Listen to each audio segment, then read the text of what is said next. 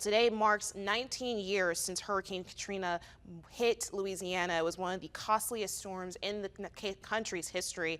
KSLA News 12's Andrew Wellman not only lived through the storm, but he also spoke with several people who remember where they were and what happened during this life-changing storm. He joins us now in studio. Andrew.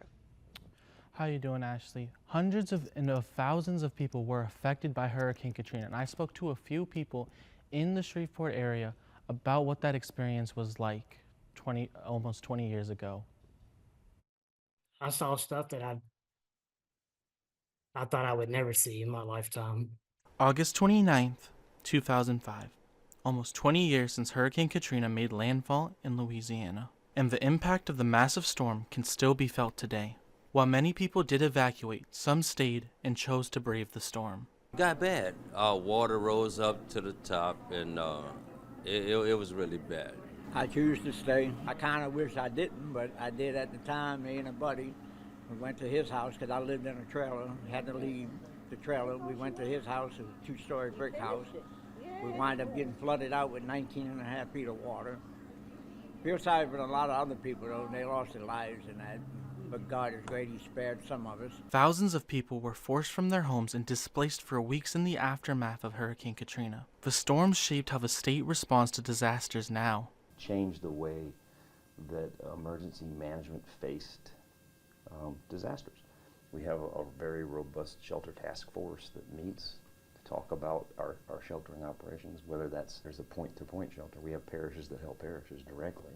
KSLA spoke with both Carl Penley and Scott Pace, who helped cover the aftermath of Katrina and what that experience was like. What you saw on the television, the national news coverage, what you saw was horrific. But what you were seeing was this much, when actually the scope of the thing was this much. The widespread damage and the destruction was a far greater scale than I think anyone could imagine, particularly if you hadn't been there. It was very overwhelming. We got on airboats one day and we were going into New Orleans on airboats, and we would float up to houses and we would listen to people on the boats. We would listen to see if we could hear any people in the attic, because people were stuck in their attics for days. I would never want to have to cover that again. One local business owner who evacuated out of New Orleans during the storm moved to Bossier City. He reflects on his journey and his life after the life-changing storm. You just gotta work really hard and just forget about you being a victim. You just have to move forward and be strong and move forward with life.